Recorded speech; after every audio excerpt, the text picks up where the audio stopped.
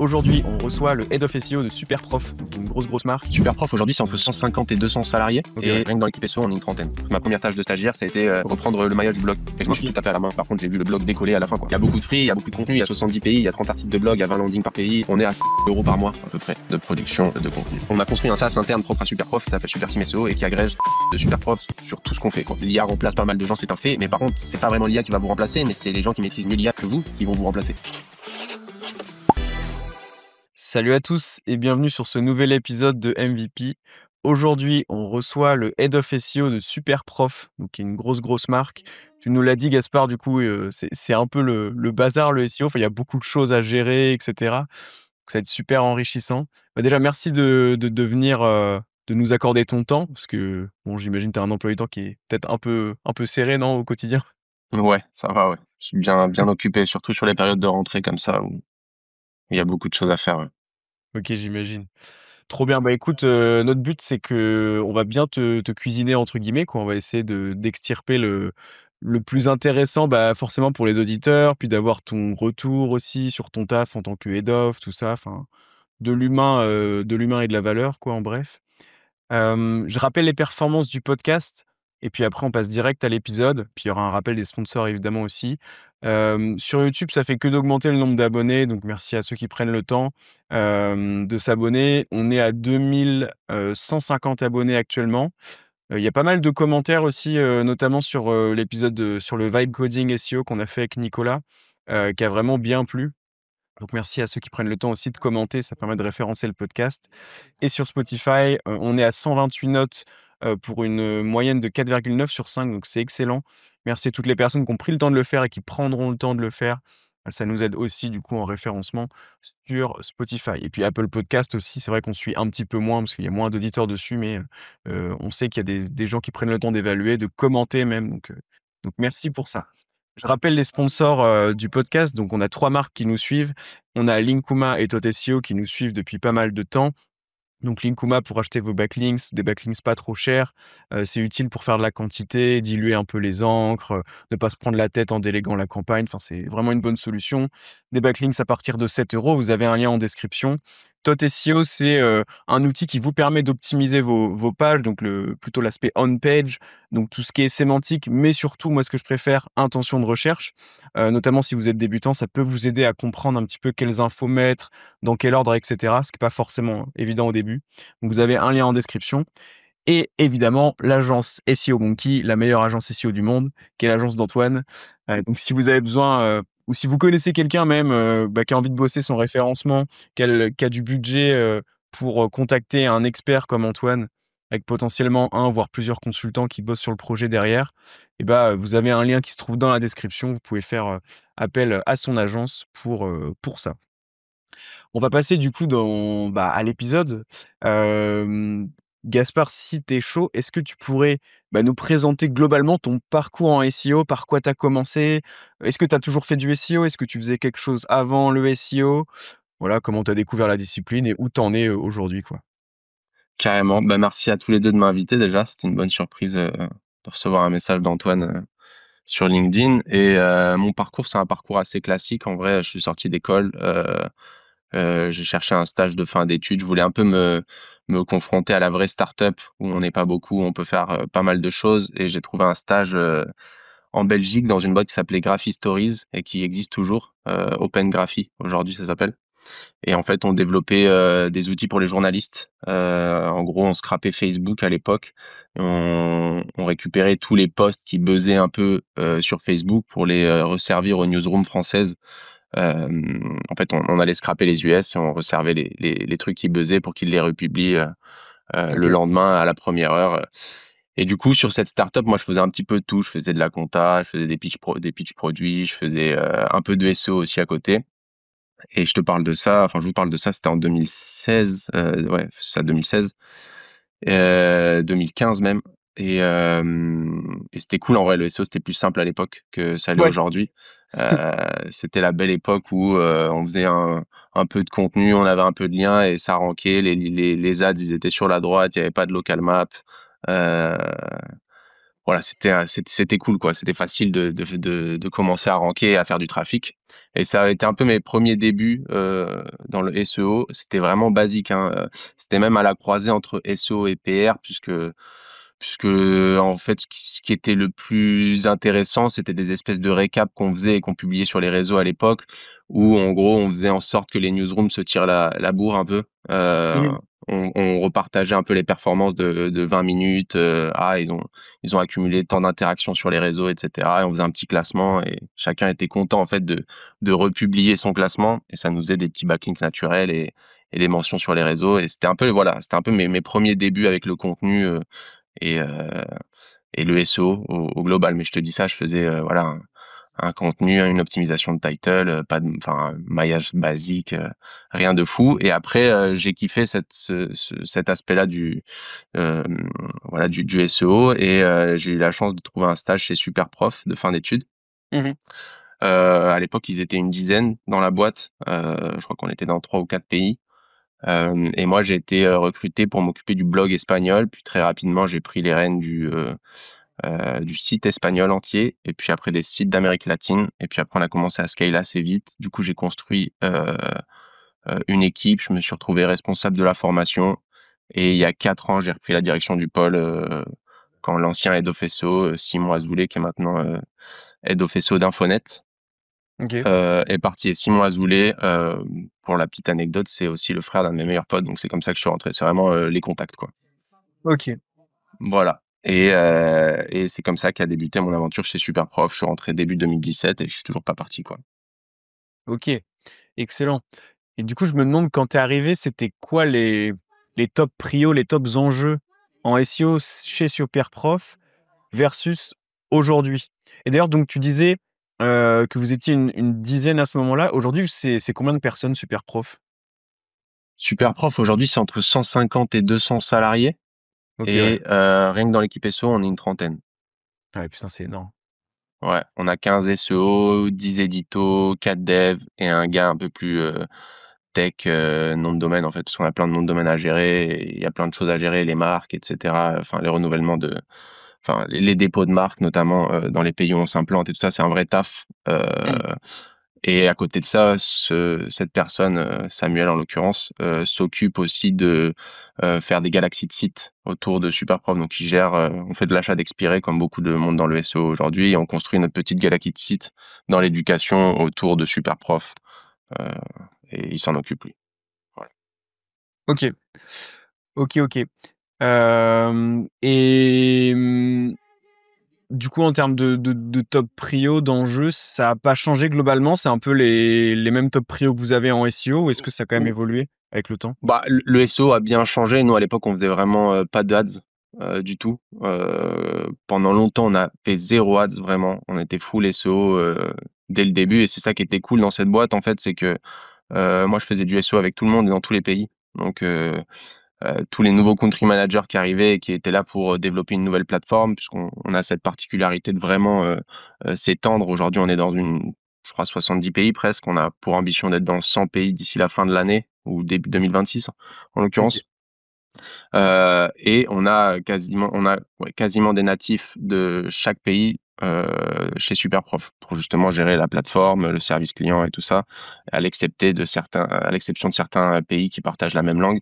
Mais grosso modo, voilà, je pense qu'on doit avoir plus de 50 nationalités chez Superprof. Stylé ça. OK.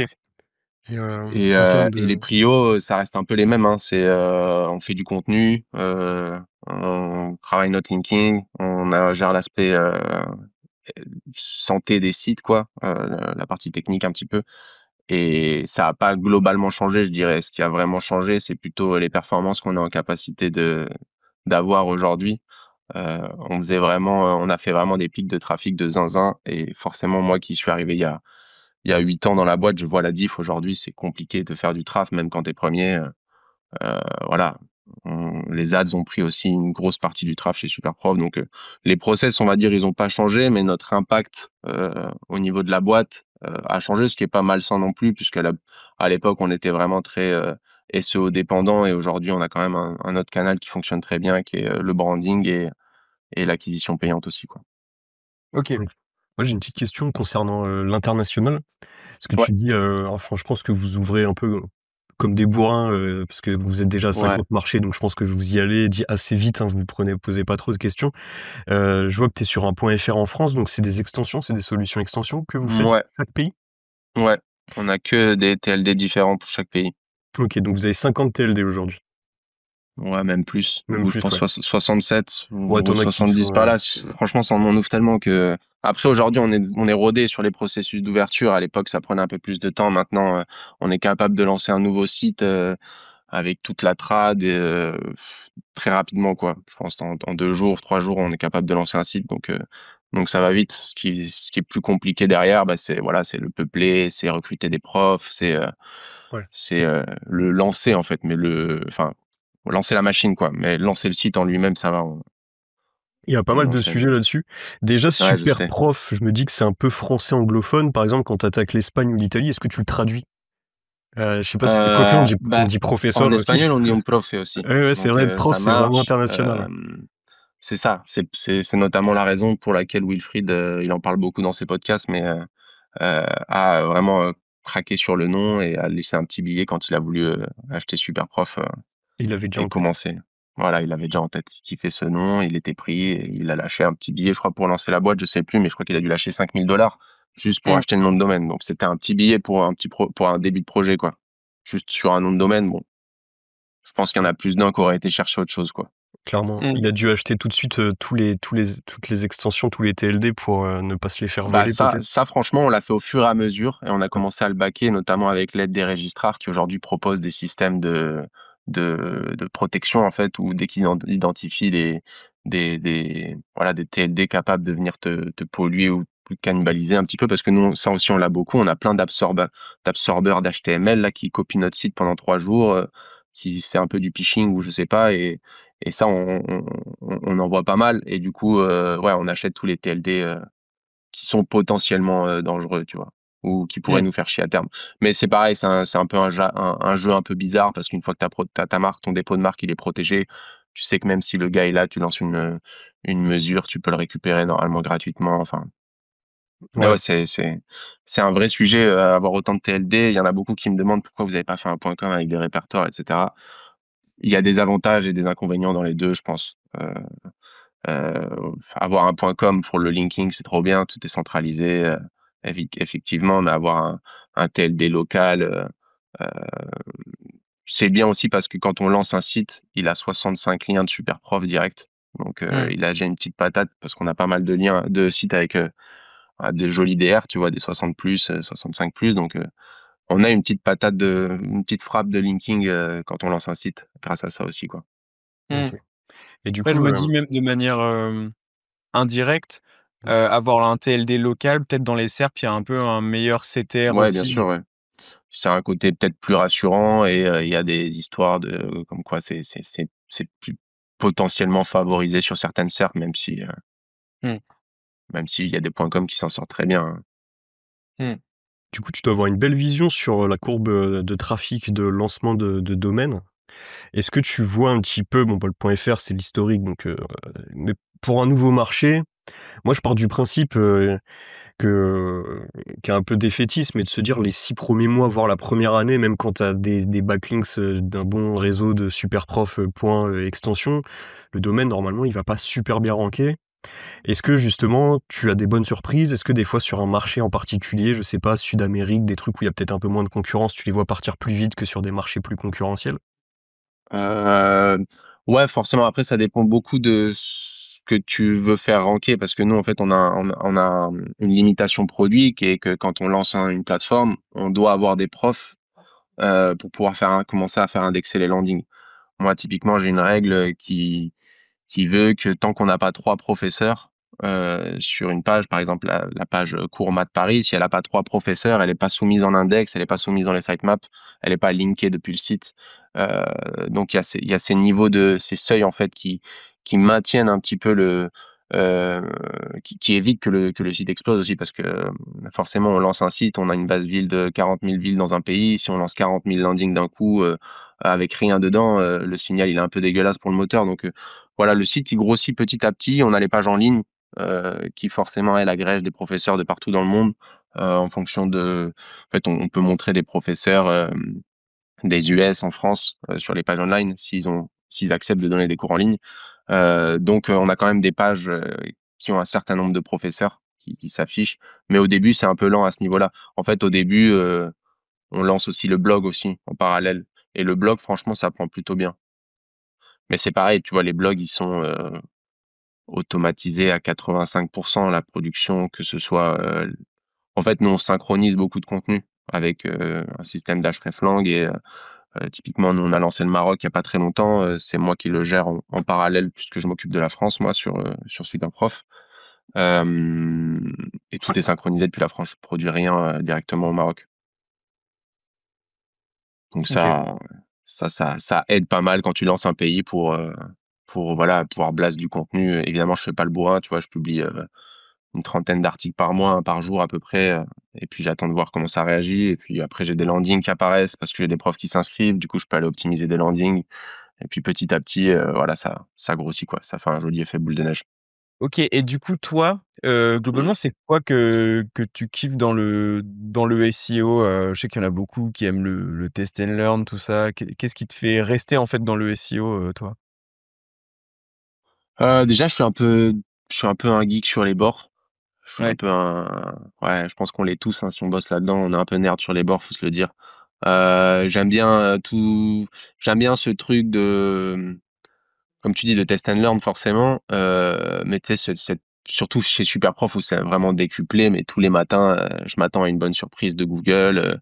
Mmh. Je regarde mes courbes Systrix, je vois, je vois voilà un peu l'impact de ce qu'on fait au day to day. Je vois, c'est un peu ce truc-là de faire je sais pas, une campagne de backlink, faire une campagne de contenu, changer des optimes, avoir une nouvelle manière d'administrer nos FAQ avec l'IA, l'automatisation, ce qu'on fait, enfin un peu tout ça, changer de maillage interne, voir les impacts que ça peut avoir. Donc ouais, je dirais que je mettrais ça sous la casquette du test and learn forcément. Et Mmh. ce truc de trouver la clé, trouver le petit truc qui fait que ça bouge, quoi. Même Mmh. si aujourd'hui, je trouve que c'est de plus en plus ouais, il y a on va dire que c'est de plus en plus difficile d'aller en dehors des sentiers battus, dans le sens où, comme tu le disais, je pense qu'on en parlera plus tard, mais les backlinks, je trouve que c'est quand même moins fort que ce que c'était. Mmh. Euh, Même le SEO pur et dur, hein, je trouve qu'aujourd'hui, tu as un bon produit, une belle UX. Il y a des sites qui rankent, ils ont que dalle. En vrai, ils ont des mauvais titles, ils ont des mauvais H1, ils ont pas Ouais. trop de contenu, ils ont juste une grosse traction des réseaux. Ouais, de Ils ont un ouf. super produit qui vendent bien, et le site il rank sur des requêtes où derrière t'en as qui se tirent la bourre à coups de backlinks, contenu, juste qu'ils ont un produit qui est moins sexy, quoi, qui est moins cliqué, qui est. Ouais. Mais je trouve ça Ouais. sain, hein, moi, je trouve ça sain aujourd'hui, parce que finalement c'était un peu la foire aux nerds et aux black hats, ou aux gens qui étaient un petit peu en capacité de contourner, ce qui était cool, hein, puisque on l'a tous Ouais. fait, et moi j'aime ça. Mais pour l'utilisateur, je trouve ça plutôt sain, ce qui se passe. Ah, de ouf. Bah, en fait, ouais, je suis totalement d'accord avec toi. En fait, il y a limite un seul truc pour moi que certaines vraies marques ne font pas et qui leur fait perdre, en fait, des résultats SEO, c'est l'optimisation du title, tu vois? Parce que des Mmh. fois, ils ont tout ce qu'il faut, mais moi, je suis d'accord avec toi, si tu es une vraie marque, que donc tu as les vrais signaux de marque, de recherche marque, de trafic direct, de tout ce que tu veux, parce que tu payes des ads, parce que tu as une bonne notoriété, un bon branding, qu'en plus tu as une bonne UX, que tu essayes d'aider l'internaute dans tous les cas et que du coup, même sans notion SEO, en fait, tu leur donnes ce qu'ils attendent. Mmh. Après, pour moi, tu as juste vraiment limite à ajouter ton mot-clé dans le title, Ouais, ouais, c'est clair. et Bon, nous, puis c'est les deux trucs critiques, hein, c'est title H1, c'est les deux trucs où on est un peu relou, où vous avez mmh, votre mot-clé principal et votre variation dans le H1. Et puis, et c'est les deux trucs où on essaye voilà, de toujours faire gaffe à ce truc. Mais après, le reste, bon, je te dis ça, on a des FAQ, on a des textes intro sur lesquels on bourrine un peu la sémantique avec Your Text Guru, TotSEO, ce genre mmh, d'outils. Mais, ouais, je trouve que aujourd'hui, tu peux ranker sans forcément avoir un SEO béton. Juste si tu as ouais. un bête de produit, une belle traction, des beaux signaux utilisateurs, tu peux ranker sans problème, quoi. Ouais, de ouf. Après, ce qui est bien d'avoir un profil, qui s'y connaît un minimum en interne ou peu importe en appui externe, c'est qu'en fait, tu peux passer d'une marque qui roule bien en SEO sans le faire exprès, à une marque qui explose tout Ah en oui. SEO parce que le consultant, il va repérer les opportunités, il va se dire, tu vois, il y a ton concurrent plus le mot-clé alternative où on peut faire une landing page et se mettre en avant et du coup, Ah ouais, c'est non, mais vraiment là, les résultats sont à chaque fois, exponentiels. là où ça devient tricky, c'est quand tu scales. Nous, typiquement, quand je te disais que c'était un joyeux bordel, s'il y avait que la France, Mmh. je pense on se ferait chier un peu en SEO, tu vois. Là, Ouais, ce qui est cool, c'est d'avoir 70 pays, du coup 70 marques, parce que c'est des ouais. TLD différents, potentiellement 50 langues. Des fois, tu comprends rien à ce que t'audites. Tu tout ça, c'est assez cool en fait. Tu te confrontes à différentes concurrences, différents degrés de difficulté en fonction des marchés sur lesquels tu bosses. Il y a des marchés, typiquement au Maroc, je fais pas de lien, je n'en ai pas besoin. Mmh. Toutes mes requêtes cours particuliers, prof particulier, je suis premier, j'ai pas fait un lien. Je vais pas investir dans du lien pour rien quoi. Ouais. Le domaine, il croît tout seul. Euh, donc ouais, dès que tu es une marque et que tu veux scale et que tu veux commencer à te servir du SEO comme vrai canal et que tu vas t'attaquer à plein de marchés ou du moins de décliner plein de pages, là, ouais, faut se poser un peu sur les SEO, avoir des strates bien ficelées, je pense. Ça vaut le Mmh. coup. Mais tu vois, un petit site aujourd'hui qui se lance sur une niche pas trop concurrentielle, moi, mon premier truc, bah ouais, c'est 80-20, là, ça resterait travaille ton contenu, ton maillage et puis le maillage Mmh. aussi, c'est important le maillage. Le maillage, ça fait vraiment la diff. Moi, je l'ai vu quand je suis arrivé chez Superprof. Je suis arrivé en 2017. Ma première tâche de stagiaire, ça a été reprendre le maillage du blog, qui était pas maillé en fait. On avait environ 2500 articles et c'était pas maillé. Euh, Quasiment rien quoi. Et je me suis tout OK. tapé à la main. Donc j'ai vraiment appris le maillage sémantique à la dure dès mon arrivée chez Superprof. Et par contre, j'ai vu le blog décoller à la fin quoi. Juste parce que OK. j'avais maillé le blog quoi. Et Parce que t'en quand tu dis que profitais c'était je dis t'en profitais pour faire de la mise à jour de contenu ou tu faisais juste du maillage? Principalement du maillage. Là, je t'avoue que j'avais un taf assez bête et méchant. Nous, on travaillait le cocon sémantique depuis longtemps déjà. Je faisais vraiment juste du maillage. Pour le coup, j'avais des vieux Google Sheets où j'avais un peu tous nos cocons de créer avec les articles du cocon et je m'assurais de mailler les articles entre eux, quoi. C'était vraiment un taf horrible, bête et méchant, OK. mais à la fois satisfaisant parce que même si pendant que je le faisais, j'avais l'impression de faire vraiment un taf de merde horrible, je me demandais ce que je foutais là. J'ai vu l'impact de ce truc de juste faire des liens vers des articles Ouais. connexes et Le 20-80, ouais, je pense que le 20-80 sur alors, la mise à jour de contenu, généralement, ça marche bien. Mais si ouais, tu de fais ouf. juste du maillage avec, peut-être, tu forces un petit peu ton indexation sur la Search Console. Bon, là, t'en faisais trop, donc tu pouvais pas. Tu fais quand Mmh. même des petits signaux de mise à jour, plus le petit lien interne. Je pense qu'en termes de ratio temps de travail résultat, tu peux pas faire beaucoup mieux que du maillage sur ce qui a déjà été produit ou du balisage, Ouais, en effet. Le balisage, c'est grave. encore pire, quoi. La balise Mmh. title n'est pas correctement indiquée. Bon, bah, toi, c'était pas ton cas, mais moi, je l'ai eu sur des très gros sites. Je reprends l'exemple de Match. Supermatch, je sais pas si tu connais, c'est des supermarchés dans le Nord, une grosse chaîne de supermarchés qui OK, viennent non, nous je connais voir, pas. une énorme marque et qui ont pas de balise. Ils ont des milliers de pages et il y a pas de title, tu vois? Ah ouais, ça c'est Et dur ça. Bon, c'est du pain béni pour toi ça, c'est en du pain tant que béni ça, consultant SEO. tu te jettes toutes les fleurs d'années de travail, tu sais, de production de contenu et tout, juste parce que tu viens baliser ou tu viens faire du maillage, donc c'est le Ouais. top ça. Tu vas pouvoir faire un magnifique post LinkedIn, regardez Une belle courbe accompagnement de SEO trafic. en 2 semaines. Ah, c'est clair. Ouais, non, Et franchement, tu disais, hein, rafraîchir du contenu, ça on le fait nous de manière, c'est un classique, hein. On a des objectifs de production d'articles tous les mois pour tous les pays. Et dans ces objectifs de production, moi, j'inclus aussi tout ce qui est refresh. Évidemment, ils ont 30 articles à retravailler par mois, par pays ou à produire. S'il y en a 15, c'est du refresh, moi ça me va. Tant que c'est du refresh stratégique, sur des low hanging fruit, des trucs qui rentrent pas très bien, qui ont perdu en position, sur lesquels la concu nous a dépassé pour X ou Y raison, surtout qu'aujourd'hui avec l'IA, il y a moyen de faire des workflows de fou là-dessus. Euh, Nous, ça fait partie du gros du taf aussi, pour le coup des éditoriaux. Parce que nous, on mmh, a splitté SEO et édito chez Superprof. OK, et OK. J'ai pris ce pas. quand Ouais. tu fais du refresh, est-ce que tu rajoutes du contenu sur l'existant ou tu changes le contenu? C'est-à-dire que tu le corriges ou tu Ça rajoutes dépend. juste? En fait, ça dépend.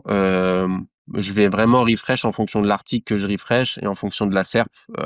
Typiquement, si moi, mon article, il fait 6000 mots et que le premier il rank, il en fait 2500 sur vraiment la question principale et que moi, par mes biais de SEO du passé et par le fait qu'on a énormément produit, je te parle en France, on doit avoir 4500, 5000 articles. Ça, c'est juste sur le blog. On a les ressources aussi, qui traitent des contenus beaucoup plus académiques, des exercices, de la théorie du style théorème de Pythagore, tableau périodique, ce genre de requêtes voilà, un peu académiques, quoi.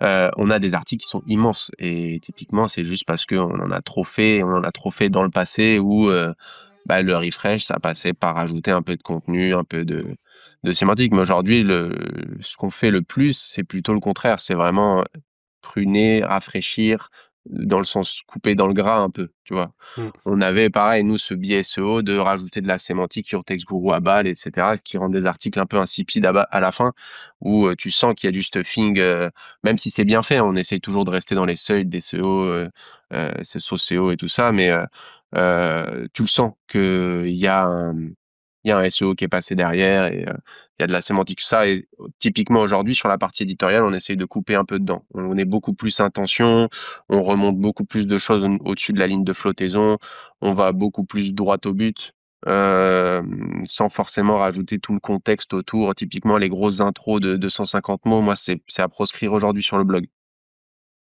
Le gars qui demande le tableau périodique et que tu commences à lui dire l'histoire du tableau. Non, bataille pas, tu veux un tableau périodique, tu lui mets un tableau périodique en haut de la ligne de flottaison. Euh, Ce genre de tips, pour le coup, je trouve que ça marche très bien aujourd'hui. Où tu vois les 15 expressions françaises les plus utilisées, ben, on commence direct par les 15 expressions, quoi. Mmh. Mmh. OK.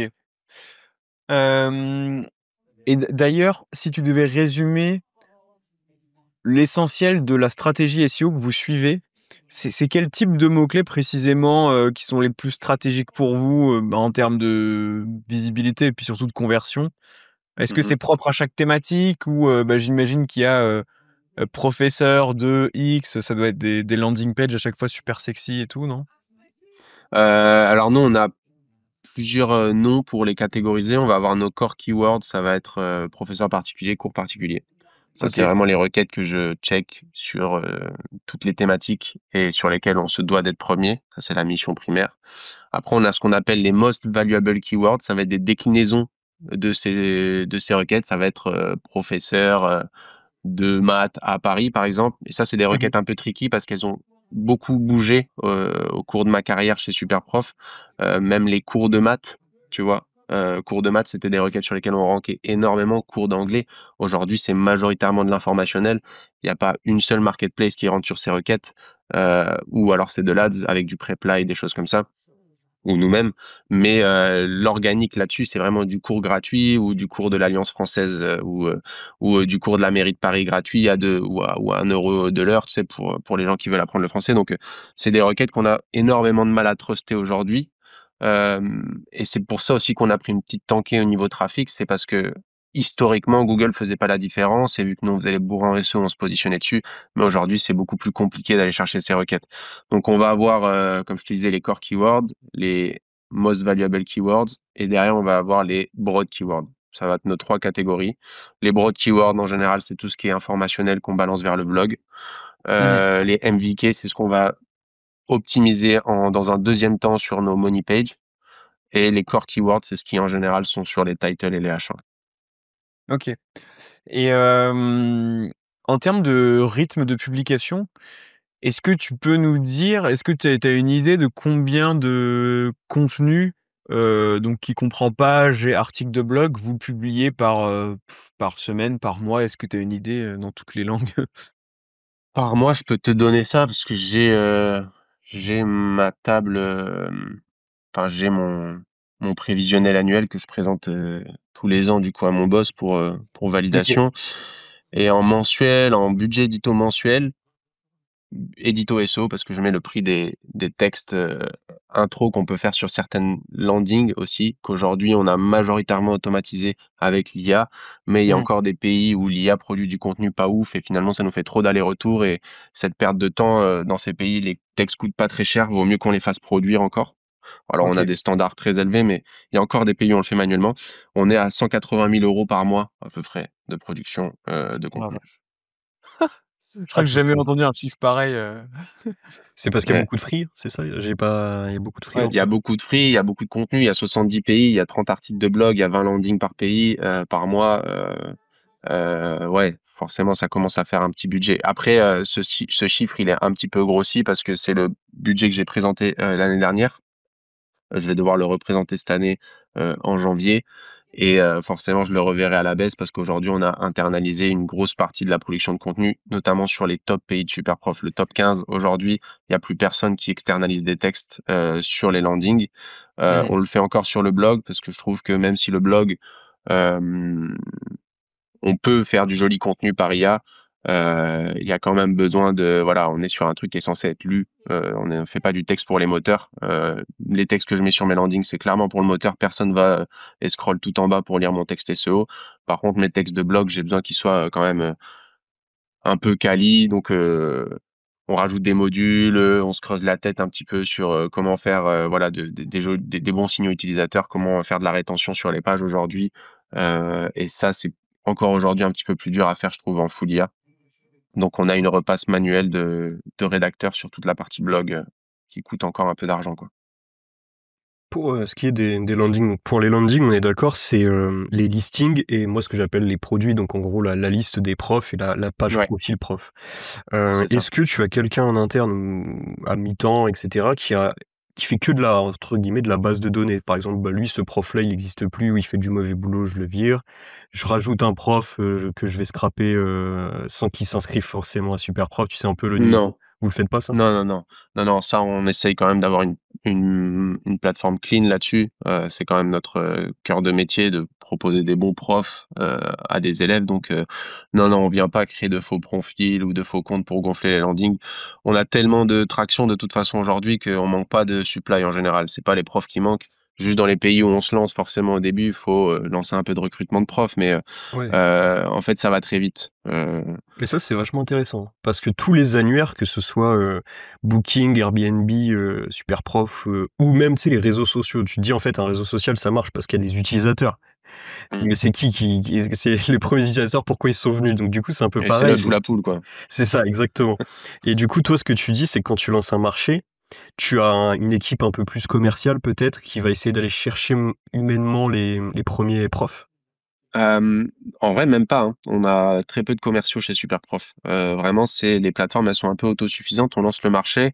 Comme je disais au début, on a cette particularité où on permet euh, à des professeurs de tout pays d'être affichés dans un pays donné s'ils donnent des cours en ligne.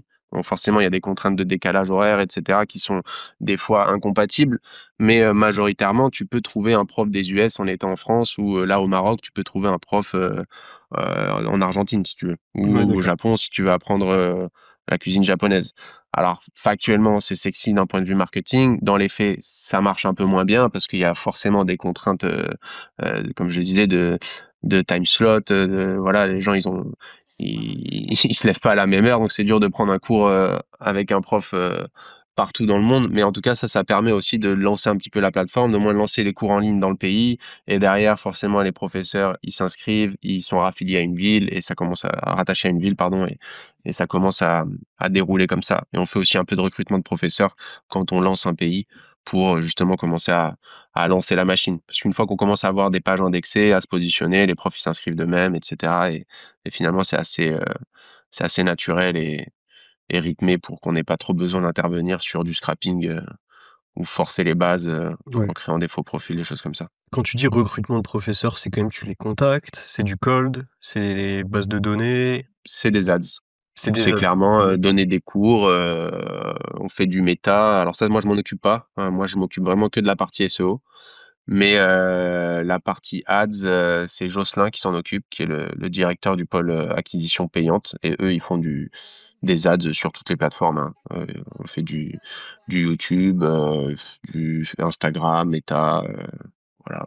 OK. Et Google Ads, forcément, la grosse majorité. si demain tu devais lancer un annuaire, que ce soit Superprof ou un autre, que tu as 0, tu as rien, tu as pas de base de données, tu as pas de budget ads et cetera, comment tu ferais pour avoir tes premiers utilisateurs, tes premières fiches profils qui sont hyper importantes et pour ton SEO et pour ta valeur, perçue Bon, de en vrai, première chose que j'essaie de faire, c'est racheter une base, pour le coup. J'essaye Ah, de c'est très bien. trouver, voir s'il y a quelqu'un qui a pas déjà lancé un petit site qui a floppé ou qui a pas une dizaine de listes de professeurs et j'essaye de partir de là. Et c'est aussi ce qui a fait la force de Superprof au début, c'est que pour se lancer, ça a été un, un merge de base de données au début et une association entre deux sites, celui du cofondateur qui est plus chez Superprof maintenant, Yann L'Aiguillon, et Wilfried qui avait deux sites un peu similaires. L'un s'appelait Cherche-Cours, l'autre s'appelait Superprof. Ils se sont alliés Mmh. et ils ont mutualisé les bases et ça permet forcément d'avoir ouais, de la supply en fait, parce que si t'as pas de prof, t'as pas de cours. Donc ça serait la même chose si demain je devais lancer la même chose ou un truc similaire, je ferais pareil quoi. J'essaierais de trouver une base pour avoir quelque chose à mettre en avant quoi. C'est Et cool d'avoir des jolies pages, mais si tu peux pas les peupler, ça va pas faire grand chose. Ouais. Et je pourrais te dire ouais, allez scraper les annuaires de tous les profs des écoles primaires de France, de trucs, mission quoi. Je le ferai hein, s'il faut, mais je passerai plutôt par essayer de trouver une base Et inutilisée. c'est entre grandes guillemets «illégal» aussi, hein, de scraper, et de les remonter dans Ouais, ton bon après tu peux le ouais, faire, ouais. chacun fait ce qu'il veut, hein. Oui, oui, bien Mais sûr. après, normalement si tu te fais choper ne serait-ce que par Google, hein, sans que ce soit de l'illégalité, d'État ou quoi, bah, il peut potentiellement Ouais. te kicker, tu vois? C'est pour ça que sur les annuaires, tu as très rarement les avis, Google, par exemple. Mm. C'est toujours par exemple, je pense que Superprof, tu peux laisser tes avis, encore les profs, c'est différent, ils ont pas leur site internet.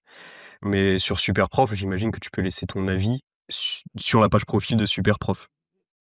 Tu vois ce que je veux dire? Euh, Tu peux laisser ton avis ouais, sur la page Sur la page profil de. de Superprof. Ouais, Par exemple, les annuaires comme, Sortlist, qui est une annuaire d'agence marketing, tu je pourrais te connais dire très que ça bien. serait hyper pertinent de crosser les avis Google My Business, Trustpilot, parce que là, c'est des agences, tu vois? Donc ils ont plus d'avis sur GMB que sur leur page mais c'est impossible parce que c'est la propriété intellectuelle de Google, donc c'est la pire Mm. chose à faire, c'est de voler, le contenu de Google, tu vois?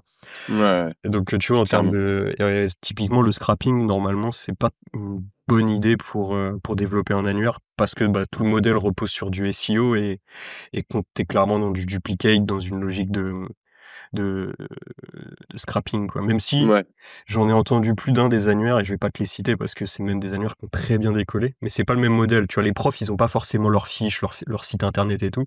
Pour des Oui, annuaires c'est ça, c'est une d'entreprise, cible particulière en plus. C'est dur de trouver tu peux des pas trop profs qu'on. scraper, ouais, sur les profs. Ouais. Mais pour les sites d'entreprise, j'ai des études de cas que je vais pas donner. Non, mais quand je te Il y a eu disais un gros scraper, tu vois, ça scrapping. serait plus récupérer une base de données et potentiellement derrière faire du cold et aller leur dire je monte un site pour les professeurs ou tu vois, je monte un et c'est pas les forcer à apparaître sur ma plateforme, mais c'est avoir une base de contact déjà, Ouais, quelque OK. chose comme ça quoi, savoir où chercher quoi. moi, je me demande, c'est qui tes concurrents globalement? Enfin, tu dois en avoir beaucoup dans plein de pays, mais est-ce que tu as un concurrent qui est aussi, étendu que vous, d'un point de vue international déjà? Hem et globalement, c'est quoi la différence entre, ces concurrents directs là, si tu en as et vous, quoi? Il y a Preply forcément que vous connaissez peut-être pour prendre des cours de langue. Aujourd'hui, ils s'étendent un petit peu, ils font plus de choses. On les voit sur la guitare, on les voit sur les maths. OK. C'est eux, ils ont un super branding, ils ont un super parcours utilisateur aussi. Eux, je les ai un peu dans le rétro. Je fais attention. Après, il y a forcément les classiques Academia, mais pour moi, ils sont moins problématiques aujourd'hui. Aux US, on va avoir Wyzant, qui est un bon concurrent, mais c'est pareil, on commence à être je pense même leader aux US en vrai, sur pas mal de requêtes. Nous, on a notre système un petit peu de tracking interne. J'en ai pas encore parlé, mais je pense que ça viendra par la suite, mais on est en capacité en gros, on se fait un annuaire de compétition un peu dynamique où surtout nos core keywords et most valuable keywords, les MVK dont je parlais juste avant, on vient en fait attribuer une note en fonction de notre classement à tous les acteurs de la SERP en top 10. Et Mmh. derrière, ça nous donne un score de compétition. On arrive à voir si nous, on a plus de points que les autres. Ça veut dire qu'on est globalement leader sur toutes les requêtes qu'on suit. Voilà. Donc, ça nous donne un petit peu un état des lieux dans chaque marché et ça se fait automatiquement puisque nous, on part d'une requête et on récupère la SERP. Donc, on n'a même pas besoin de chercher les concurrents. Ils remontent à nous directement, en fait. OK. Euh, Parce qu'en fait, on vient récupérer tout simplement sur une requête le top 10 et derrière on score. Et derrière, ça remonte dans un tableau et on voit, ok, bah, celui-là il a tant de points, bah, c'est un concurrent forcément, puisqu'il remonte sur Mmh. beaucoup de requêtes et il a tant de points. Mais ouais, j'ai quelques concurrents, hein. J'ai Acadomia, Preply que j'ai mentionné, j'ai les Sherpas en France, je vais avoir, je pense à eux en priorité, mais il y en a après dans tous les pays. Je pourrais pas les citer. Puisque comme je te dis, on est dans 70 pays. Il y en a dans Turquie, il y en a en Angleterre, il y en a partout. Mais en France, en tout cas, c'est ceux que j'ai cités principalement. Ouais. OK, OK. Apprentice Terminons aussi. s De quoi? Il y a Apprentice aussi en France, qui est un peu. OK. Mais c'est pareil, on est largement leader en France. Mmh. J'imagine que dans une boîte comme Superprof, vous avez des process internes assez poussés, notamment peut-être des outils internes ou des process, semi-automatisés comme tu l'as dit ou automatisés, Mhm. notamment le truc des scoring des concurrents, tout ça par thématique. C'est quoi pour toi les ouais, le 20-80 des process internes de manière générale, qui vous apportent, tu penses, le plus de résultats, qui vous facilitent le plus la vie, qui vous font gagner le plus de temps? Alors nous, la chance chez Superprof, et c'est pour ça que je suis encore dans cette boîte, c'est que c'est une boîte qui a misé très tôt sur le SEO, Mmh. qui a une forte ADN SEO. Et nous, on a vraiment all-in sur ce canal très tôt, en fait. On s'est, on s'est un peu affranchi du bac de Superprof. On a créé notre bac SEO, en fait. Et aujourd'hui, on a un SaaS interne qu'on a construit avec le, di- le directeur technique qui pilote le pôle SEO avec moi, qui s'appelle Fabien. Euh, et on a construit un SaaS interne propre à Superprof qui s'appelle Superteam SEO et qui agrège toutes les données SEO de Superprof sur tout ce qu'on fait, quoi. Dans 70 pays. On va pouvoir suivre le maillage de tous nos blogs, nos créations de templates. Des templates, c'est des optimisations qui viennent s'appliquer sur des typologies de matières en particulier. On peut aller optimiser nos pages individuelles directement depuis cette section. On peut créer du contenu via IA depuis cette section. On peut vérifier les erreurs de maillage, donc quel lien est fait vers quel site, vers quelle page et qui ne devrait pas exister ou qui est manquant. On fait notre tracking de position, notre génération de FAQ. On fait tout en fait depuis cette plateforme. OK. Donc tous les process sont vraiment créés autour de Superteam SEO. Qui, euh, qui du coup nous permet de faire tout ça en l'occurrence. OK. Ouais, je OK, pourrais très vous faire clair. une petite démo vite fait si ça vous intéresse. Je vous fais un partage d'écran et je vous montre à quoi ça ressemble, quoi. Bah, après c'est peut-être, C'est c'est pas peut-être confidentiel? c'est peut-être confidentiel, oui. Non? Non, en vrai, pas tant que ça. Je vais pas vous montrer dans les détails les optimes, mais je l'ai déjà fait de toute façon sur le podcast Position Zéro avec Thomas. OK. Nous, on se cache de rien. De toute façon, les infos qu'on scrape, enfin, et qu'on a, elles sont disponibles à tout le monde qui a Href SEMrush. C'est pas, tu vois, c'est confidentiel dans le sens, bah non, pour moi, c'est même pas confidentiel, OK. voilà, c'est un peu ce qui fait la force de Superprof aujourd'hui, c'est ce SaaS et cette capacité à tout administrer. Je vais pas vous montrer en détail toutes les briques parce que ça prendrait 10 plombes et il y en a beaucoup. Mais en tout cas, ouais, c'est le gros de ce qu'on fait, ouais. Et si je comprends bien, c'est un sas de production, c'est pas que de la donnée, comme SEMrush par exemple, tu vois, qui te permet de voir les Ouais. volumes. Là, tu Ah non, produis non. tes pages, tu as des sections Ouais, peut-être dynamiques qui te permettent de bulker par exemple, certaines choses. exactement, ouais. OK. Exactement. Je peux faire des templates, par exemple, j'ai envie d'optimiser mes 2000 pages d'anglais avec mes 2000 pages en tout cas indexées, parce que comme je le disais, j'ai des seuils d'indexation qui font que nous, tous les jours, je crois à 3 heures du mat, on récupère un CSV avec toutes les pages qui sont en index, donc en plus de 3 profs. Et derrière, on peut les administrer depuis Superteam SEO et lancer des optimes et spécifiques, particulièrement sur ces pages, sans toucher aux pages de maths. On a tout splitté par thématique. On peut aussi faire des optimes par typologie de page. Donc, si on veut faire une optime de base qui fonctionne pour toutes les pages qui contiennent matière, ville, on peut aussi le faire. Mais on peut derrière avoir une matière spécifique et ville, tu vois. Donc, Tu des filtres, type, je veux j'ai, voilà, je peux vraiment fine-tuner mes optimes partout sur toutes les pages et de façon généralisée, quoi, sans que ça me OK. prenne, sans que je dois me taper l'optimisation de 2000 pages à la main. Mais si je veux aller me taper, par exemple, l'optimisation de Paris, Marseille, Lyon, parce que j'ai des données spécifiques pour ces villes qui remontent parce que c'est les villes les plus populaires, je peux aussi aller sur la page et la désynchroniser du template et faire en sorte qu'elle ait une optimisation un peu différente de toutes les autres.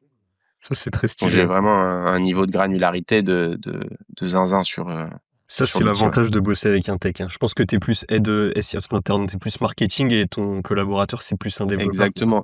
Ça fait des Bah, belles, quand on m'a donné les rênes de l'équipe SO il y a 4 ans maintenant, moi je travaillais déjà avec Fabien. On a toujours été un petit binôme, tic et tac. Moi en gros je posais les briques de ce que je voulais sur Super Team SEO et lui derrière il le codait.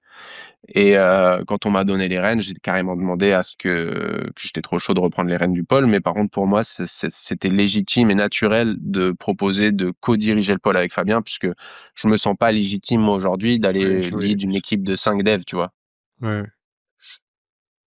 Je parle pas la même langue qu'eux, tu vois. Ah non, Donc, le duo, bah, l'annuaire, c'est très tech, hein. Tu des bases de données et puis là, en plus, t'as des hmm. sections dynamiques. T'as une idée du nombre de pages indexables, sur la France? Sachant qu'on tu 70, tu es entre 1000 et 10 000, entre 10 000 et 100 000? Ah non, je suis à plus. Je suis environ à 1 million de pages indexées en France, je pense. Ouais, donc autant te dire, c'est juste pas possible à gérer, sans avoir une Ouais. techno, qui te permet de bulker un petit peu et cetera, tu vois? Ah oui, c'est clair, c'est clair. Ça, je Non, pense que c'est l'avantage, concurrentiel que vous avez, c'est ça. C'est que moi, quand on me demande qu'est-ce qu'on fait plus que les autres, je dirais on fait, enfin, c'est pas qu'on fait plus que les autres, mais en tout cas, on a plus industrialisé le process et aujourd'hui, on a une infra qui nous permet de le faire à plus grande échelle. Après, les process, il y a rien de secret aujourd'hui, tu vois, en SEO. Tu fouilles un petit peu, tu vas sur des forums, tu vas sur le dernier CEO d'Aile Dassolis, tu passes 3 semaines à potasser le bordel et en vrai, tu sais faire du SEO. Tout est écrit, quoi. Tu le fous, tu le feeds à un LLM, c'est pareil, hein. Il sait faire du SEO pour toi, le LLM. Par contre, là où ça devient plus tricky et là où tu as un avantage, c'est dans cette conception technique qui permet derrière de scale et voilà, d'en faire un truc qui roule et sur lequel tu peux te reposer tous les mois et sur lequel tu as ta donnée qui arrive et tu peux pusher sur 1500 pages d'un coup, ça c'est fort quoi. Ça te Mmh. fait gagner un temps fou. OK. Super intéressant. Au tout début de l'épisode, tu as parlé du netlinking. Tu disais qu'avant, globalement, le SEO était beaucoup plus simple, et que le netlinking avait perdu, en pertinence. Moi, je serais très chaud que tu nous fasses un zoom sur ça parce que c'est vrai que moi, c'est un truc, tu vois, ça fait quoi? 5 ans que je fais du SEO.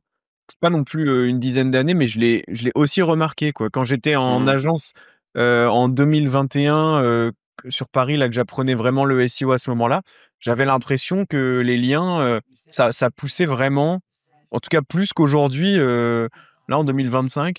Donc je sais pas, ouais, c'est quoi ton avis global sur le sujet, en fait? Bah, grosso modo, c'est ce que tu viens de résumer, hein. Je trouve que ça pousse moins, aujourd'hui et je trouve qu'il y a des trucs qui poussent plus, tout simplement. Je veux pas dire que c'est inutile, hein. Moi, je j'ai un budget netlinking qui est colossal aussi, hein, Mmh. c'est moins fort. Aujourd'hui, j'ai plusieurs cas où, notamment avec de l'envoi de trafic, des choses comme ça qui font qui ont plus d'impact. Il y a des liens qui ont zéro impact. Bon, c'est comme tu me diras, comme toujours, hein, ça a toujours été le cas, ouais, je trouve ça moins fort en tout cas. Aujourd'hui, euh, je trouve que nous, on fait du netlinking, on a à peu près un target enfin, en fait, en gros, on a nos blogs. Nos blogs, ils font une traction de liens de fou. Tous les mois, le blog français, c'est à peu près 200 liens que ça ramène. Donc Mmh. c'est énorme. Mais par contre, les liens, ils sont faits vers le blog. Donc derrière, on fait du maillage interne, on fait ce qu'on appelle des batchs sur des encres variées qui remontent vers le money site pour justement transférer ce jus que récupère le blog pour l'envoyer vers nos landings. Toujours, toujours thématique. Dans les articles de maths, on fait des liens vers les landings de maths quand on en a besoin, etc. Et derrière, le problème, c'est que c'est pas des liens directs, c'est des liens qui passent par le blog qu'on retransfère vers le main site. Derrière, moi, ma plateforme, mes pages stratégiques, celles qui ramènent de l'oseille à Superprof, elles reçoivent très peu de liens naturellement. Personne fait un Mmh. lien vers un annuaire de professeurs. Donc, c'est sur ces pages-là que moi, je mets des objectifs tous les ans où on a à peu près 5 liens par mois par pays. Après, je suis pas, c'est pas beaucoup déjà en termes de volume, euh, mais mais par contre, voilà, je veux 5 liens sous divers critères, pas forcément le DR. Moi, nous, on fait beaucoup d'outreach aussi, semi-automatisé aussi, mais on vient scraper les résultats de la page 2 et la page 3 sur certaines requêtes. Et on propose tout simplement à ces gens, qui en général sont positionnés sur des requêtes cours particuliers, profs particuliers, etc., d'être affichés chez Superprof. On peut leur donner en cadeau le premium qui est le pass qui leur permettra d'être mieux affichés parmi les profs de la plateforme, en échange d'un petit lien vers leur annonce, qui lui aussi fait un lien vers la landing. Donc on a un effet comme ça, un peu boule de neige. Mmh. Et derrière, on fait, voilà, comme je te disais, du lien vers les pages en direct. Donc aller choper un joli site euh, dans les maths qui fait un lien vers la page cours de maths Paris. Et je fais aussi beaucoup de liens homepage parce que j'aime beaucoup ça. Dès que Mmh. je peux avoir un lien un peu différenciant, un lien que mes concurrents n'ont pas, quitte à mettre un gros billet sur la table de façon à vraiment bloquer l'entrée, ça je le fais aussi, ouais. OK.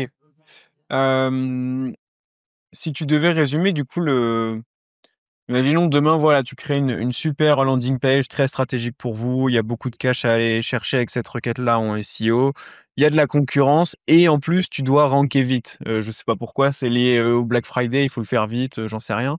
Concrètement, qu'est-ce que tu fais et dans quel ordre? Parce que tu as parlé de l'achat de trafic, ça m'intéresse pas mal. Est-ce que vous en faites beaucoup? Enfin, en gros, pour toi, c'est quoi les actions Non, qui vont on n'en plus fait vite et pas qui beaucoup, mais on en fait un peu, ouais. OK. C'est moi qui les gère, hein, je fais du pop-ads comme la plupart des SEO que Mmh. je connais. Si je devais faire ça, je monte une jolie page avec l'équipe design, un truc qui a de la gueule, avec les bons éléments aux bons endroits. Forcément, je fais mon petit taf de SEO, donc optimisation sémantique, H1, title, un petit texte sur le sujet. Derrière, je vais essayer de pousser cette page depuis les articles qui s'y prêtent sur mes blogs, mes articles de blog les mieux positionnés et qui forcément qui matchent la thématique, puisque je sais que c'est des articles qui sont consultés, c'est des articles qui sont logiquement, quand tu es bien consulté, quand tu fais beaucoup de traf, tu es aussi pas mal ité par le bot. Mmh. Donc, facile de pousser l'indexation via cette page. Et derrière, je fais une petite campagne de lien.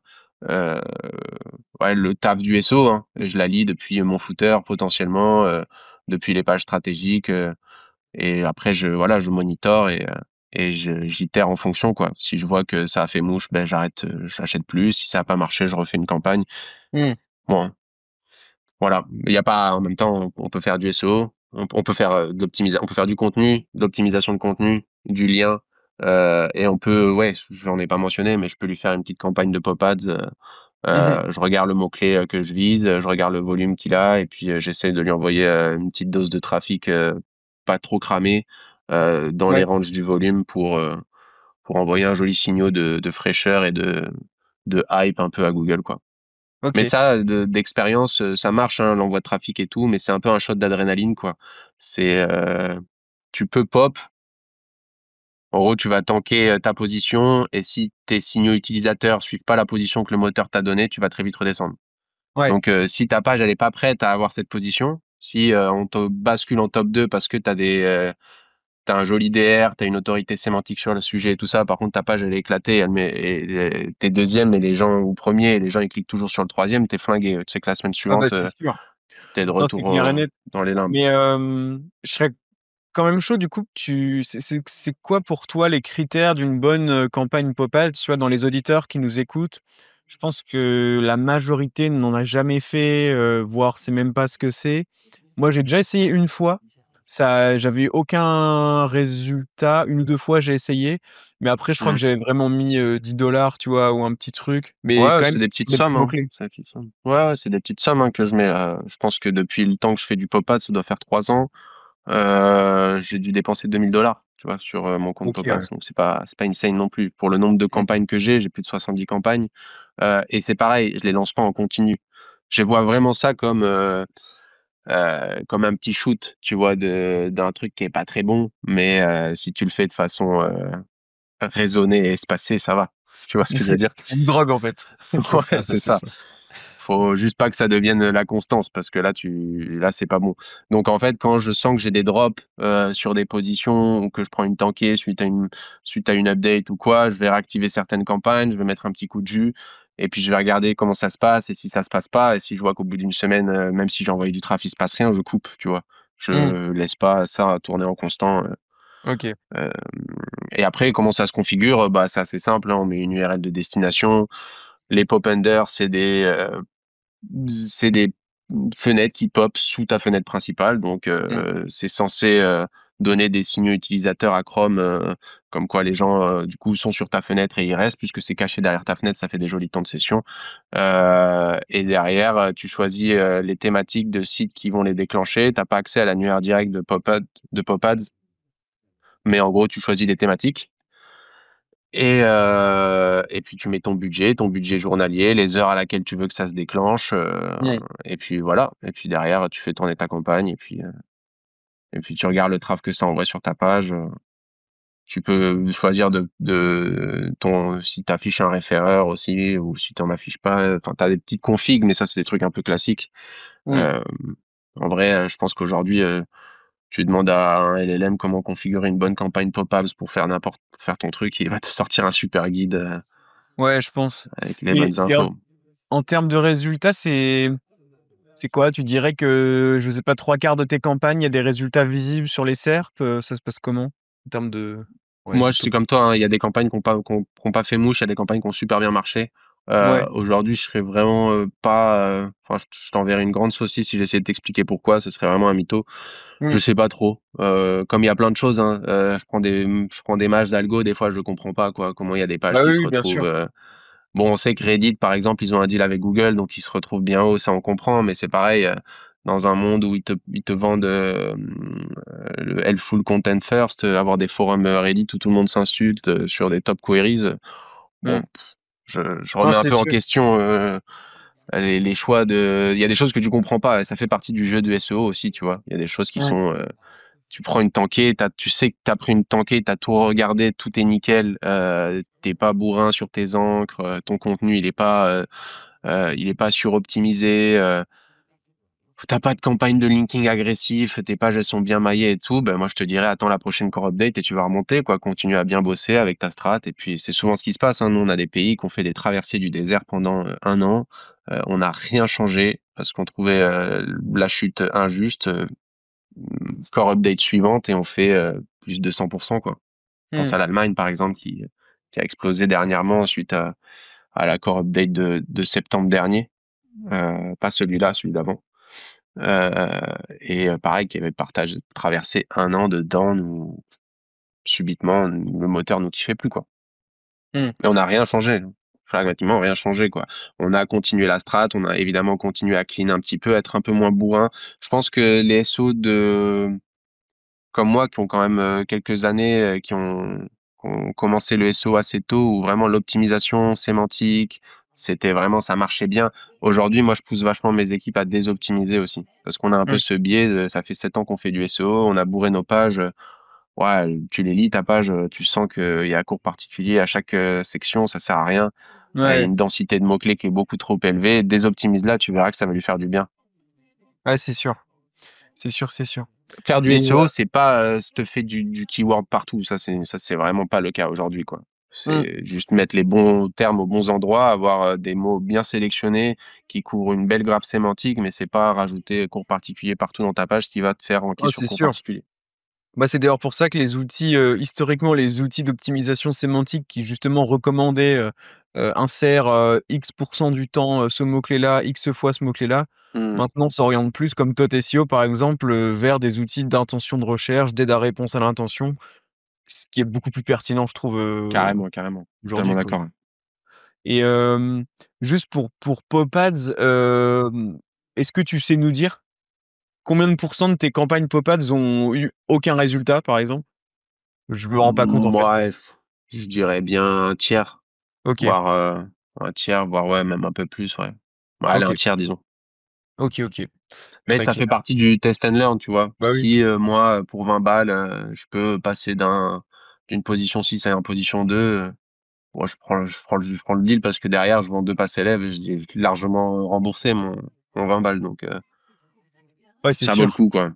Bah, c'est comme les backlinks, hein, de toute façon, il y en a combien qui sont en juste 0 et qui apportent rien, surtout quand tu achètes sur les plateformes, je sais pas dire, mais ça doit être, ça se trouve, c'est 70 hein. Ah Enfin, ouais, je ça, sais pas. c'est fou, ça, c'est fou. Les Ouais. plateformes, franchement, moi, c'est pour ça, je pousse vraiment mon équipe à faire de l'outreach parce qu'on a déjà les blogs qui font une grosse traction d'eux-mêmes. Et derrière, je leur dis, si vous voulez les mêmes liens que tout le monde, allez sur les plateformes, il y a pas de problème, hein. Pour faire un peu de liens constants, je veux bien, mais c'est pas ça qui va faire la grosse diff. Par contre, aller Mmh. chercher les liens que personne n'a sur vos requêtes, il y a pas mieux, même si on s'en fout en fait que le site il est 23 de DR, on s'en fout. Le site il a 23 de DR, il rank 9e sur une requête où toi tu Ouais, cherches c'est à être ça. positionné. C'est un signal qui est incroyable au niveau de Google. Il a eu le choix de Ouais. positionner là les sites qui contiennent ce mot, il a choisi celui-là, il l'a mis 9e ou il l'a mis 11e, 12e ou 15e ou 18e. Mais Mmh. il est trop bien ce lien. De ouf. Bah, en fait, moi, c'est ce que je fais sur les plateformes parce que j'utilise quand même les plateformes étant donné que je suis consultant, freelance, que je bosse tout seul. J'ai pas le temps de Ouais, faire de ouais. l'outil. Tu vois, si j'ai 4-5 clients en même temps, c'est compliqué. Ah non, c'est Déjà, clair. je trouve que ça pourrait être une idée de SaaS dédié, hyper simple avec un abonnement mensuel, s'il y en a qui nous écoutent. Juste, Outreach, pour faire du netlinking, un truc Moi, spécialisé vraiment. j'ai un workflow N8N qui tourne pour ça, quoi. Où Mmh. je lance ma query, ça récupère avec un LLM les adresses email, les adresses de contact, les pages de contact, les numéros de téléphone. Et derrière, ça me remplit un Google Sheet. Et derrière, j'ai un deuxième workflow qui fait du cold emailing. Et quand mon cold emailing il passe pas, bah, je prends mon téléphone, quoi. Mmh. Et le OK. téléphone, c'est con, mais dans un monde où tu reçois 22 000 mails par mois, un coup de téléphone, ça marche super bien, quoi. Ouais. J'essaye aussi de pousser les gens à le faire parce que tu te rappelles, tu peux être un peu plus sexy, t'es humain déjà, t'es pas un robot ou t'es pas une Ouais, de ouf. automatisation comme tous ces mails que tu peux recevoir sur LinkedIn qui sont insipides au possible. Ouais. Non, que tu ouvres même pas en fait. Un Non, c'est téléphone, tu clair. décroches le tel. Mais du coup, pour le sujet des plateformes, moi bah, c'est pas que j'ai pas le choix de le faire, je pourrais le faire à un petit process comme toi, c'est vrai. Mais du coup, actuellement, je les utilise pour, des raisons de facilité, mais je trie à mort, quoi. En fait, c'est soit je fais du Linkuma et je me dis: «Bah, dans tous les cas, c'est pas cher, c'est pour diluer mes angles, c'est pour faire de la quantité vers la home page sur un site neuf», tu vois? Ce genre de truc où je me dis: Mhm. «C'est totalement OK, je cherche pas un lien qui va faire exploser mon site et c'est voulu». Ou soit je vais sur iReferrer, puisque je le rappelle quand même parmi toutes les plateformes de netlinking, bon iReferrer, ils ont quand même des prix assez avantageux, pour un même Ouais, site par on rapport à sert pas d'autres mal plateformes. de bah, Et de donc deux, là hein, c Linkuma, pour faire moi je fais du tier 2 aussi. Pas mal Ouais, avec Linkuma. ouais, du relinking, ouais, ça c'est vraiment une bonne pratique aussi. Et sur iReferrer, ce que je vais faire, c'est que je me dis: «OK, bon, là, concrètement, sur cette plateforme-là, je peux être amené à payer, entre 50 et je sais pas 200 € un lien qui a 70 de chances d'être en jus 0, disons, quoi, donc de rien faire. Donc ce que je fais, c'est déjà évidemment un filtre thématique et après, comme tu dis, moi je cherche pas, le nombre de RD, le DR, le DA, le TF, tous Mmh. les indicateurs d'autorité.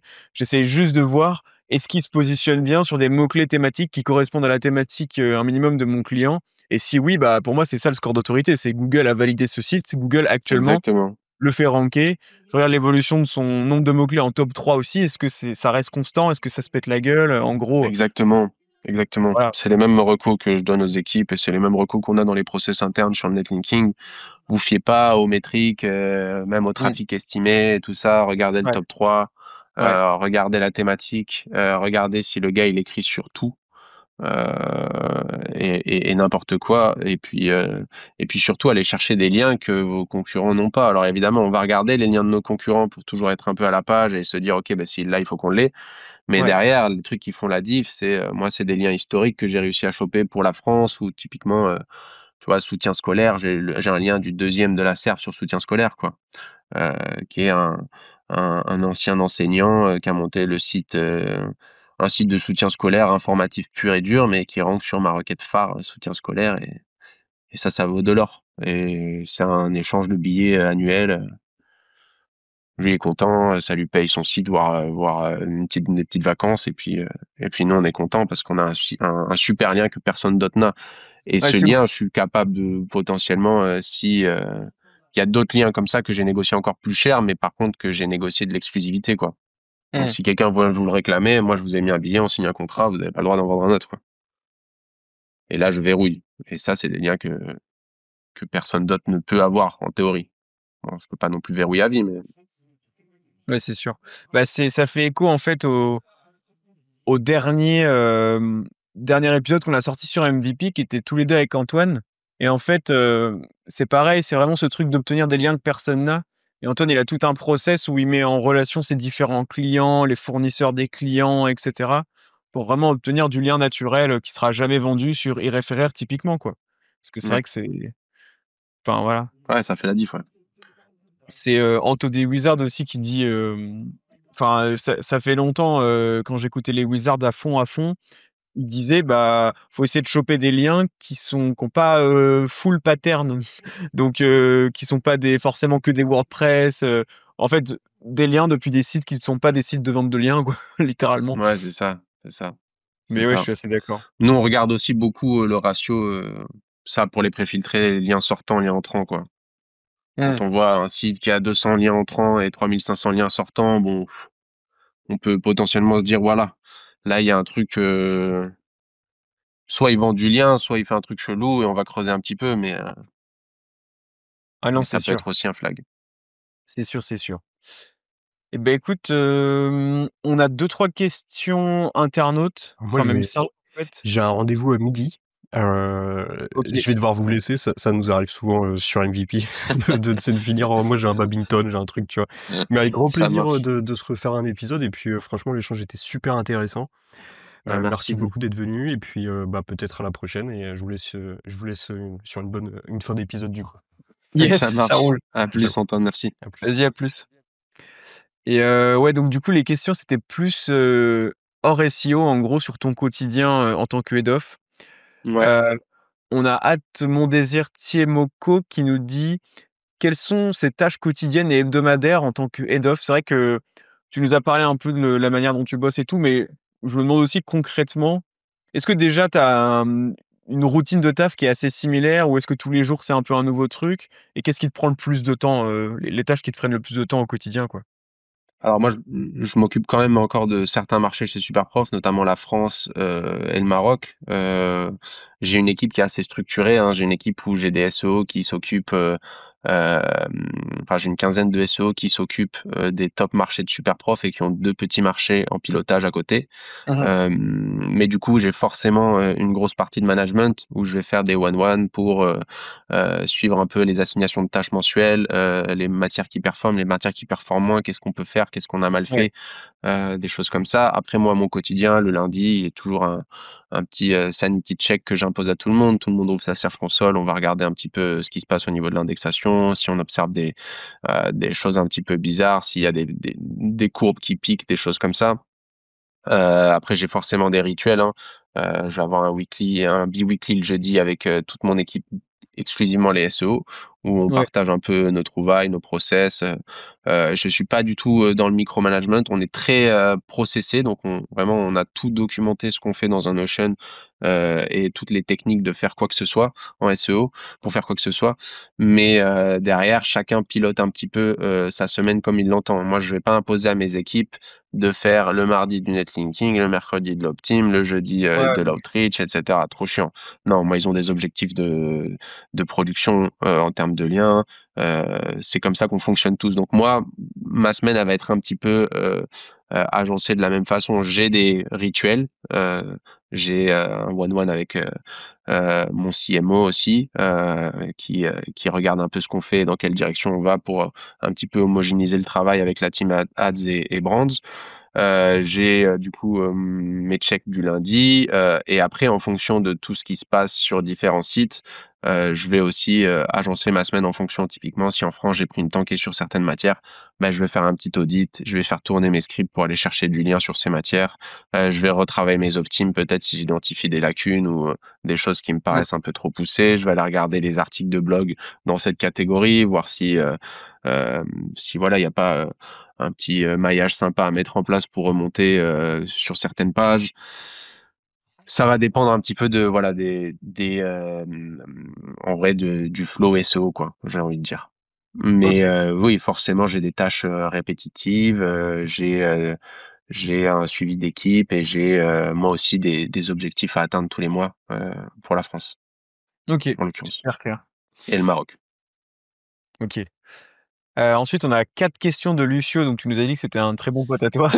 Donc, je crois qu'il y a une question que c'est un peu du troll, mais, Ouais. sinon il y a déjà ta la posture de super prof par rapport au contenu IA. Tu nous as dit, dans l'épisode qu'il y a quand même certaines pages où vous faites, du contenu, enfin même pas mal de pages au final où vous faites des contenus, IA.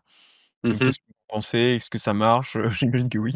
Alors moi, je pense que c'est comme pour tout, c'est un outil, quoi. Si Ouais. forcément, ton outil, tu t'en sers mal et que on crame tous les patterns et qu'il apporte rien et que il c'est pas ton objectif, l'utilise pas. Mais, Mmh. par contre, si, aujourd'hui, je trouve que ne pas utiliser l'IA, c'est une folie, quoi. Heu, En plus, Ouais. pour tous les SEO, depuis qu'il y a l'IA et l'automatisation, faut dire quand même, notre job, il est quand même beaucoup plus cool. On va pas se Mmh. mentir. Personne ne rêve d'optimiser des titles et des H1 et des métadescriptions, c'est chiant à mourir. Ouais. Aujourd'hui, on peut s'aider de ces outils, les configurer, se faire des jolis projets dans Claude, faire des appels API, faire tourner un petit Visual Studio Code, avoir des jolis process bien rodés qui font plein de choses backées à l'IA. Les MCP, j'en parle même pas, c'est une tuerie les MCP. Mmh. Tu plugues ta Search Console, Data for SEO et tu as l'impression d'avoir une équipe de 10 devs derrière toi, quoi. Mmh.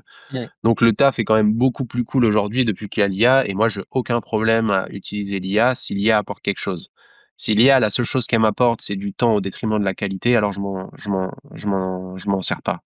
Mmh. C'est pour ça que je te dis, autant sur les textes de landing, on a fait le pari récemment, ou plutôt on a fait le choix de se séparer d'une grosse partie des rédacteurs sur cette verticale de notre travail parce que les rédacteurs n'étaient pas en capacité de tenir le niveau de qualité et de productivité de ce qu'on arrivait à faire avec l'IA, avec des textes hyper centrés sur l'intention, sans pattern classique de l'IA, avec un tone of voice aligné avec notre marque et des informations locales que tu trouves nulle part ailleurs, tu vois. Typiquement, Mmh. nous, quand on fait des pages sur des cours sur cours de maths à Bayonne, ben, on a envie que le texte il parle de cours de maths, mais à Bayonne. Il y a aussi cet aspect local qui est très important. Ouais. Et évidemment, c'est très compliqué d'avoir des rédacteurs experts de Bayonne partout, quoi. Donc là, l'IA rentre en jeu et elle a vraiment son mot à dire. Après, ce que je disais sur des articles de blog ou sur les ressources, on a une équipe éditoriale bien staffée d'une dizaine de personnes où là, dans un monde où tout le monde peut créer du contenu assez facilement, comment on fait pour tirer notre épingle du jeu?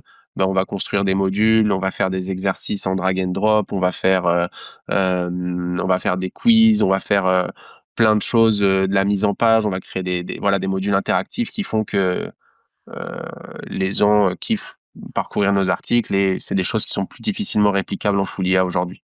Donc Mmh. on fait de l'IA aussi sur les blogs, mais on fait les deux. Alors que sur les landing text, on fait beaucoup du full IA, quoi. OK. Ouais, ça fait sens.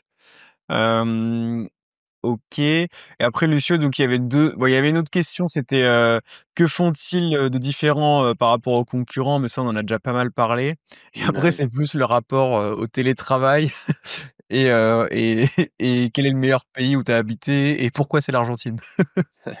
Ouais, je dis ça parce que j'ai vécu 5 ans en Argentine quand j'étais plus jeune. Heu OK.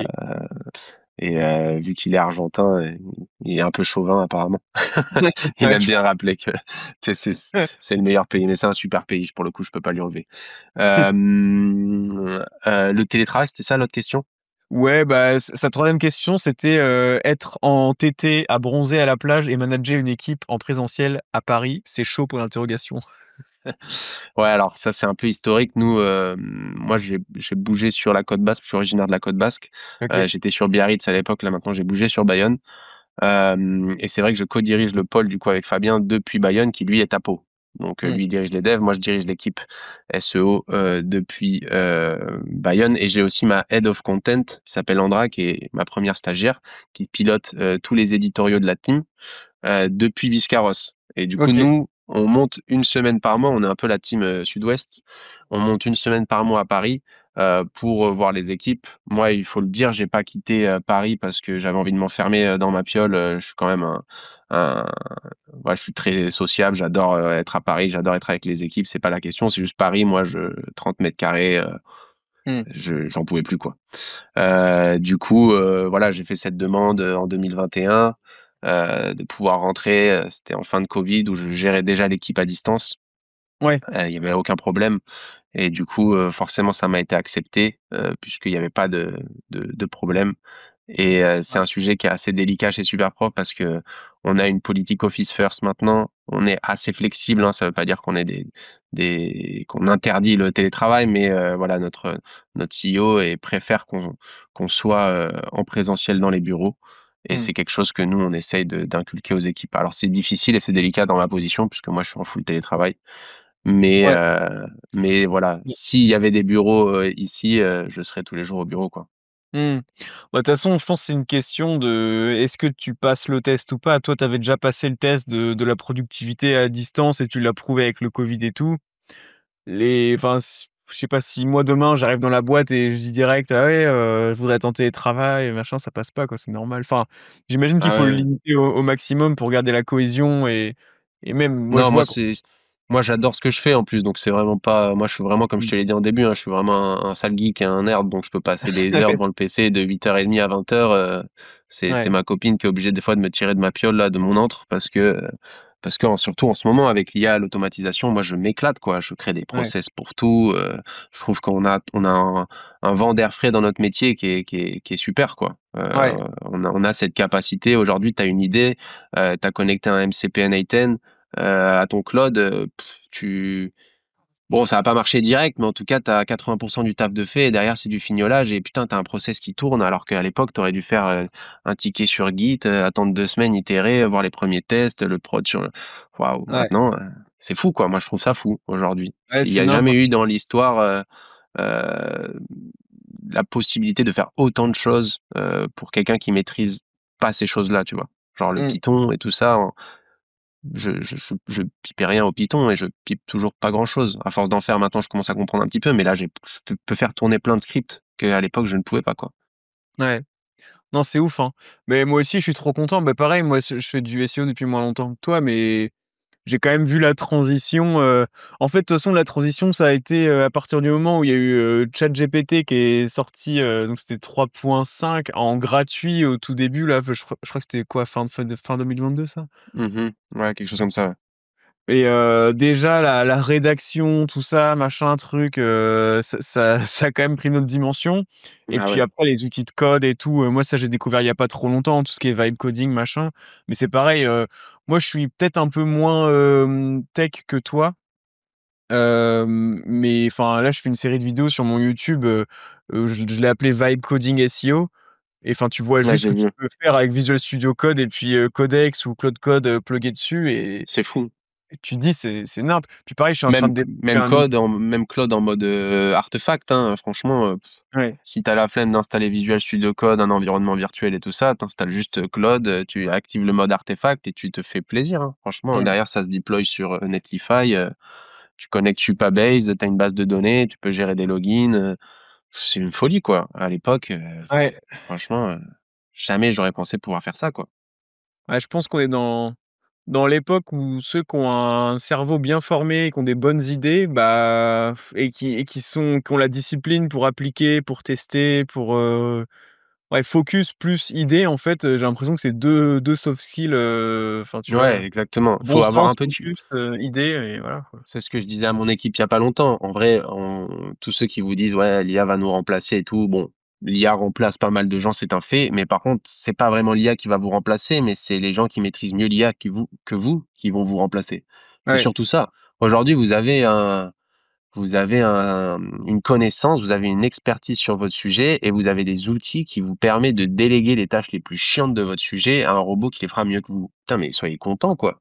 Ne ouais, voyez pas ça comme une montagne, mais ah, c'est sûr. ou comme un gros truc qui va vous manger, mais plutôt comme un gros truc qu'il va falloir apprivoiser pour vous défaire de ces trucs qui sont chronophages, qui sont d'un point de vue intellectuel très limitants et trouvez-vous des poches d'air, des poches intellectuelles pour justement déléguer ces tâches chiantes la routine du SEO et vous créez des workflows, réfléchir à d'autres choses, aller chercher des manières ou des voilà ou des avantages concurrentiels que vous pouvez pas faire via l'IA. Typiquement ce que je disais, appeler au téléphone aujourd'hui. Mmh, Libérez-vous du temps pour ça. Et moi, aujourd'hui, je donne à mes équipes le vendredi 2 heures pour faire de l'exploration et de la R&D sur leur process à eux. Parce que je crois pas non plus au truc où moi, je dois construire tous les process. Évidemment, je le fais pour la majorité des choses qu'on peut automatiser et qu'on intègre dans Super Team SEO. Mais je pense qu'à terme, le but, c'est que tout le monde maîtrise un peu ses outils et se construise ses ouais, workflows. Tu vois, ouais, c'est sûr. construire une IA qui va marcher dans 60 langues, c'est impossible en vrai. C'est super chiant. Vaut mieux construire 60 IA définies dans ta langue Ouais. avec un bon nombre de tokens où le prompt il est comme il faut. Il y a toutes les spécificités de ta langue dans le prompt plutôt que d'essayer de créer un truc générique qui vont fonctionner avec tout le monde. Ça va être beaucoup plus compliqué. Donc en Mmh. vrai, prenez la base, dupliquez-la, apprenez à utiliser les outils et libérez-vous du temps pour faire des trucs cool, quoi. Ouais. Oh bah, écoute, je pense que c'est une très bonne, conclusion de podcast. Je suis archi d'accord, donc je pense que Trop sauf si tu bien. avais des trucs à ajouter, sinon, je Non, pense franchement, merci beaucoup pour l'invitation. Ça faisait très longtemps que j'avais pas fait ça. Pour le coup, je pense, ouais, le dernier, c'était Position Zéro. mmh Très content d'avoir fait ta rencontre, Paul. Antoine, du coup, qui est parti à son rendez-vous. Merci pour l'invitation et au plaisir de se refaire un catch, si vous voulez discuter de ça ou que je vous montre du coup en privé, Super Team SEO et ce qu'on a construit derrière Superprof, quoi. Ouais, carrément. Bah, écoute, merci à toi, merci pour ton temps. Comme, on te le disait, en off avant, je crois, nous les épisodes head off, c'est super intéressant parce que chaque, chaque head off a sa thématique, a ses problématiques. Bon, souvent, il y a des problématiques communes de, beaucoup de pages à gérer et c'est toujours des grosses boîtes avec beaucoup de pages. Des Mmh. fois, il y a du search indexing, des fois, il y a des trucs comme ça. Mais sinon, c'est toujours des problèmes spécifiques, en fait, des problématiques spécifiques à la thématique, donc Mmh. c'est Ouais, super moi j'en enrichissant. ai pas parlé, mais ce qui est dur chez Superprof et ce qui est un peu schizophrénique, c'est justement ce truc de la thématique. Nous, on est dans 2500 thématiques. On est à Ouais, la ouais. fois sur de la finance, avec des cours de trading et tout ça. On est à la fois sur de la santé et sur de la nutrition. On est sur de l'académique, du sport. Et ça, c'est très dur à gérer d'un point de vue SEO parce que, tu sais, hein, les sujets YM, YL, on prend des tankers. Ouais. Euh, on a ce côté un peu multithématique qui à la fois est super passionnant, mais à la fois super dur à gérer en SEO parce qu'on peut pas avoir un site avec une empreinte aussi large, même si c'est notre cœur de métier. Ça nous Mmh. dessert en fait des fois. Mais on pourra encore en parler si ça vous chauffe. Ouais, de ouf, carrément. Ça marche. Bah, écoute, ouais, un grand merci à toi et puis, aux Merci beaucoup les auditeurs, je gars. vous dis, à la Yes. semaine prochaine. Ciao, Ciao. ciao. Bonne journée.